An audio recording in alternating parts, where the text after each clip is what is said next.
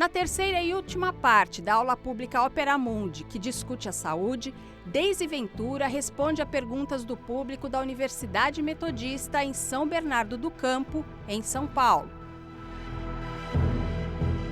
Olá, eu sou Márcia, sou professora aqui da Universidade Metodista, trabalho na eletiva de Educação Inclusiva e Libras, Língua Brasileira de Sinais. E, diante desse quadro do tema saúde, assim, dentro do Brasil, o que nós percebemos é que existe assim, essa falta de credibilidade, principalmente dentro da saúde pública. Recentemente, nós recebemos um contingente de profissionais vindo de Cuba, que fizeram uma parceria com o Brasil. Então, a pergunta que fica é: o problema é causado principalmente dentro da comunicação, do conhecimento, da nossa realidade, da comunicação da língua mesmo, como o paciente poderia ser tratado. Muito obrigada, Márcia, pela tua pergunta. Vocês devem ter ouvido falar muito do programa Mais Médicos, e particularmente da vinda de médicos cubanos para o Brasil. Para entender o programa Mais Médicos, a gente precisa entender que ele tem duas dimensões. Uma delas é um acordo com a Organização Pan-Americana da Saúde, que permitiu trazer mais de 11 mil médicos cubanos para o Brasil. Isso a gente chama de cooperação internacional de saúde. É uma tradição de Cuba. Cuba manda médicos para os 4 cantos do mundo. Com isso, obtém divisas. Investe muito nesse elemento que a gente chega a dizer que faz parte da política externa de Cuba. Esses médicos, eles prestam essencialmente essa assistência básica à saúde, inclusive a medicina preventiva. Então, eles são perfeitamente adaptados àqueles locais do Brasil em que há uma falta crônica de profissionais de saúde e em que muitas pessoas, mas quando eu digo muitas pessoas, pensem em milhares de pessoas, nunca tinham visto um médico na vida. Tanto é assim que o programa Mais Médicos acarretou um aumento dos gastos de outro programa governamental, que é o Farmácia Popular.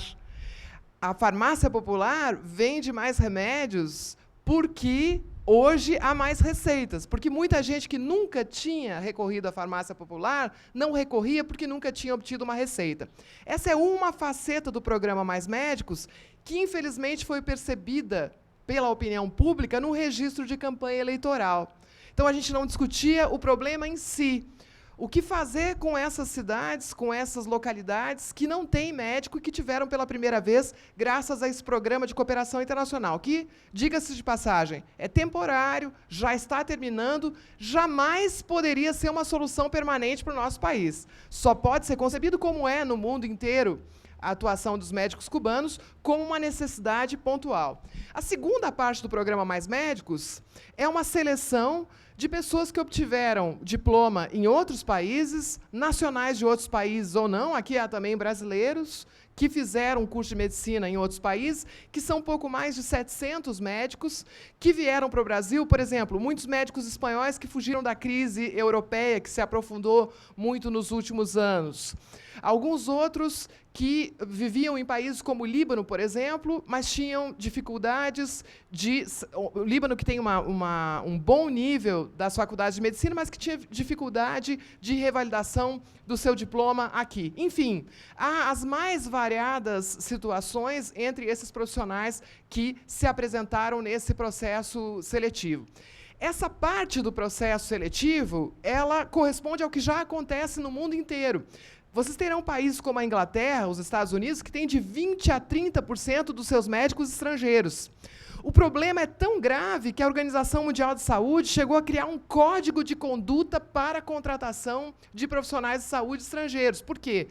Há no mundo aquilo que a gente chama de evasão de cérebros. Ou seja, países pobres formam com grande dificuldade os seus médicos e depois eles são captados, atraídos por melhores salários e condições de vida em outros países. Será que isso vai acontecer com o Brasil? Eu não sei.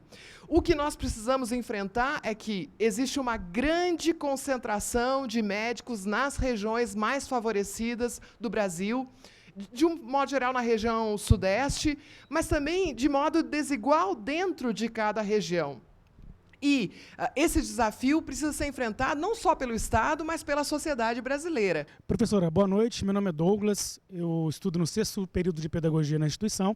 E a minha pergunta é meio que pegando um gancho que você acaba de explicar sobre a questão desse programa também do Mais Médicos.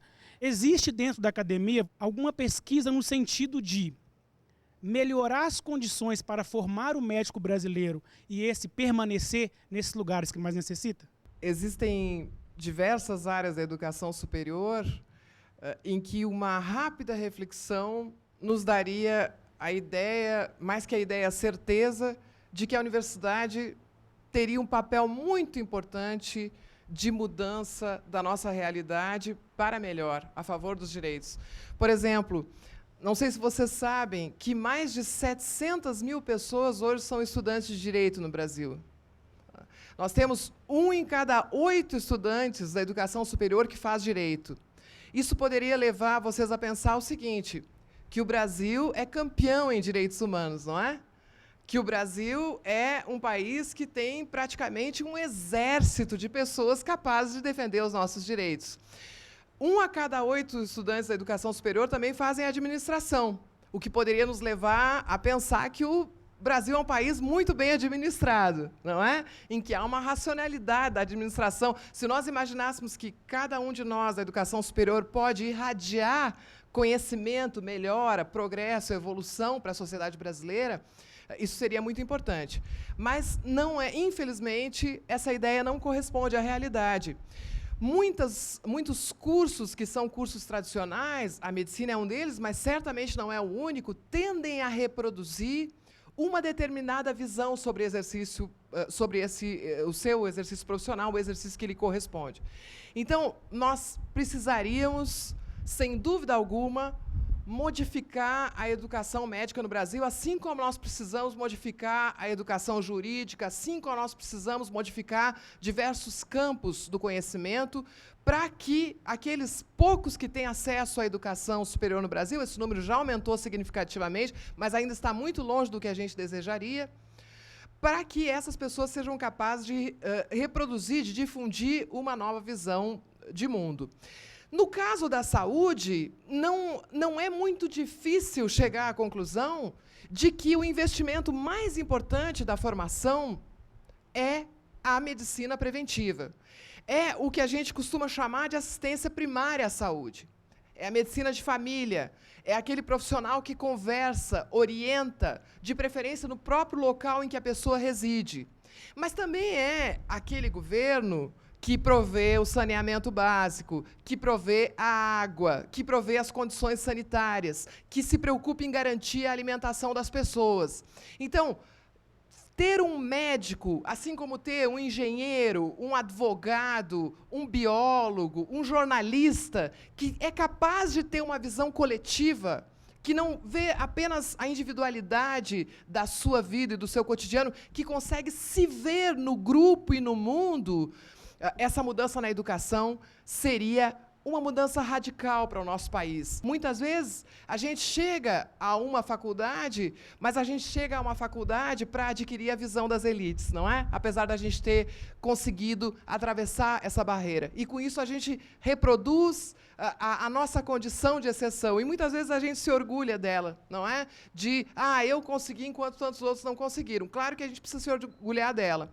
Mas esse orgulho só tem sentido na perspectiva de mudança. Não é? E, sem dúvida, nas profissões de saúde existe um ativismo muito importante. O Brasil deve o seu sistema único de saúde ao que a gente chama de movimento sanitário.